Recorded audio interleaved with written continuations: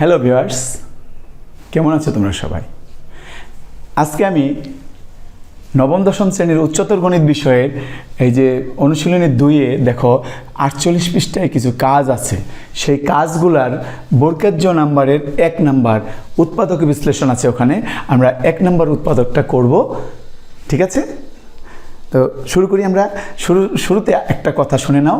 এই আমার যে চ্যানেলটা আছে, এই চ্যানেলটা কিন্তু তোমরা অবশ্যই সাবস্ক্রাইব করবে, ঠিক আছে?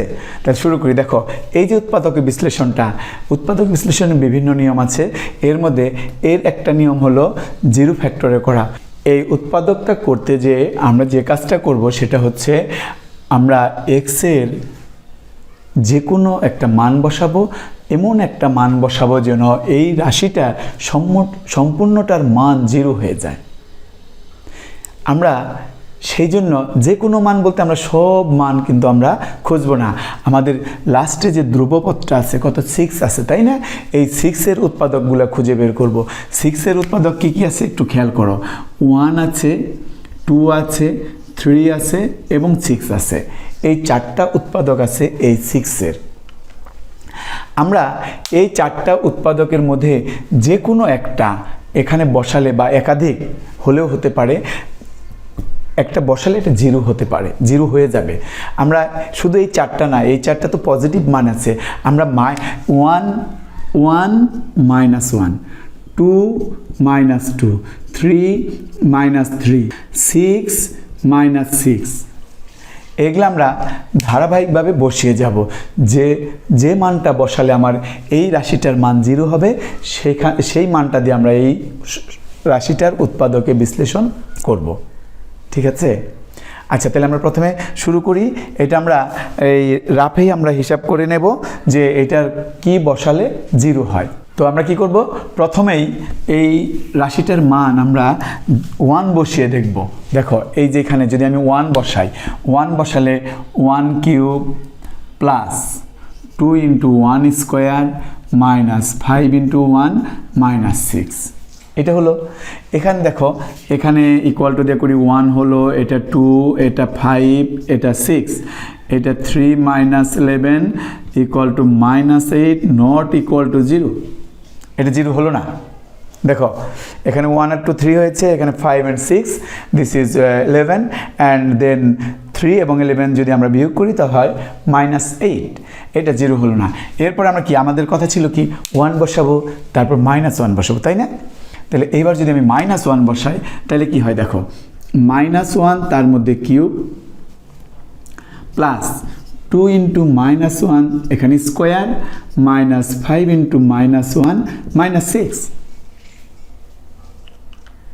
দেখো, এখন যদি আমরা -1কে কিউব করি, -1 × -1 × -1, তাহলে কী হবে, মাইনাস মাইনাসে +1, তাকে আবার -1 দিয়ে গুণ করলে এখানে হয়ে যাবে -1। আর এইখানে দেখো -1-এর মধ্যে স্কোয়ার আছে, -1 স্কোয়ার করলে পরে +1, এখানে +2 হচ্ছে। এইটা গুণ করে দাও, -5 and -1, -5 and -1 গুণ করো, +5 হয়ে যাবে। আর এখানে -6 তো আছে, থেকে যাক। এরপরে আমরা কি করব, যে দেখো এখানে দুইটা 5 and 2 পজিটিভ প্লাসের আছে, তাই না? আর 1 এবং 6 নেগেটিভ বা মাইনাসের আছে। আমরা 2 এবং 5 যোগ করে 7 হয়ে গেল, 1 এবং 6 যোগ করে 7 হয়ে গেল, ইকুয়াল টু 0। দেখো, এই যে আমাদের এটা 0 হয়ে গেছে। 0 হয়ে যাওয়ার পরে আমরা কি করব, কি বসায় 0 হয়েছে খেয়াল করে, মনে আছে? আমরা -1 বসাইছিলাম, সেটা 0 হয়েছে। কিসের মান বসাইছি? x এর মান -1 বসিয়েছি, তাই না? x এর মান যেহেতু -1 বসিয়েছি, তাহলে পরে আমি ধরে নিতে পারি যে x + 1 এই রাশির একটা উৎপাদক। x + 1 এই রাশির একটা উৎপাদক। এতক্ষণ কিন্তু আমরা বের করলাম, এই যে x + 1টা বের করলাম, তাই না?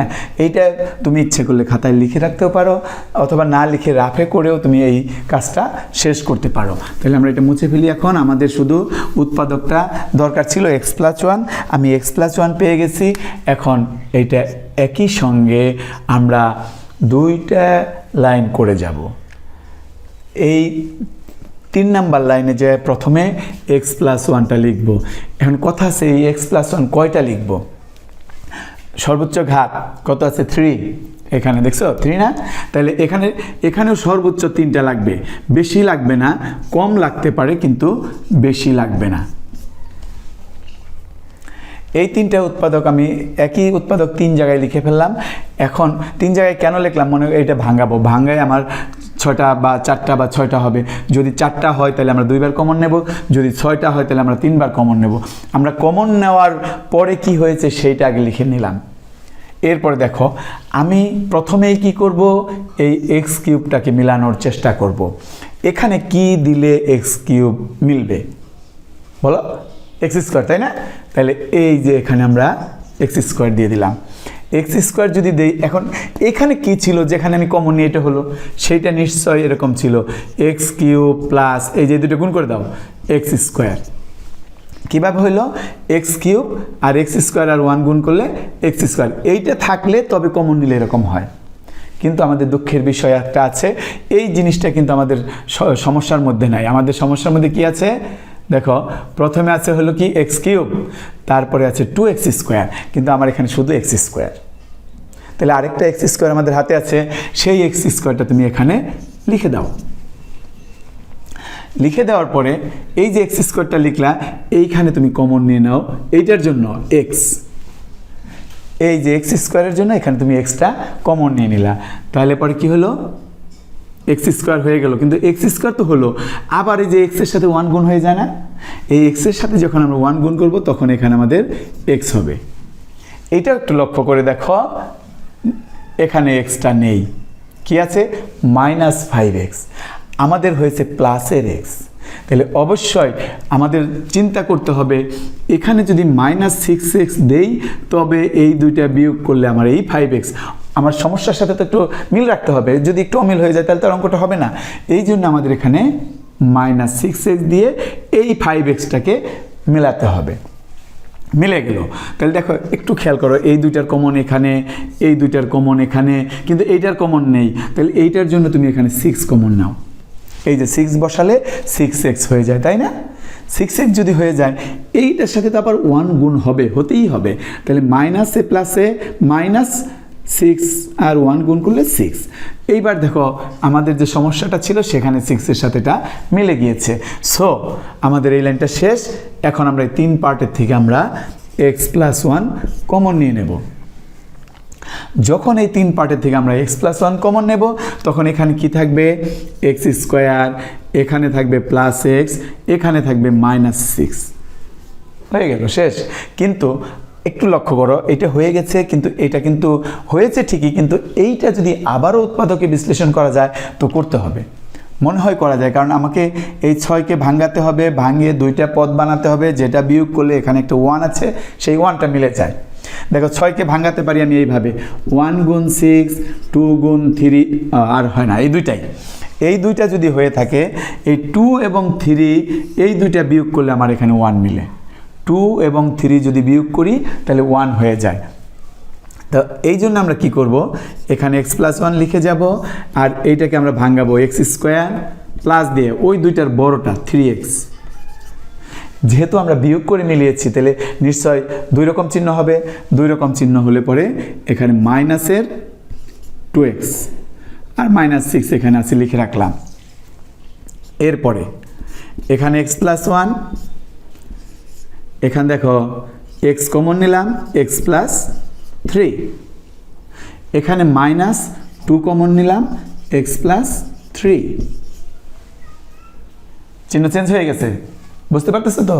আচ্ছা ঠিক আছে, তাহলে পরে x + 1 এখানে লিখে রাখলাম, এখানে x + 3 আবার কমন যায়, দেখো এই যে এখান থেকে x + 3 কমন নিয়ে নিলাম, রইল কি এখানে x, এখানে -2। এইটাই আমাদের নির্ণয় উৎপাদকের নির্ণয় ফলটা এটা। তো শেষ হয়ে গেল, আজকের মতো এখানেই শেষ করি। পরবর্তী ক্লাসে আবার আরেকটা নিয়ে হাজির হব তোমাদের মাঝে। আমার এই চ্যানেলটা কিন্তু সাবস্ক্রাইব করতে ভুলবে না। ধন্যবাদ সবাইকে।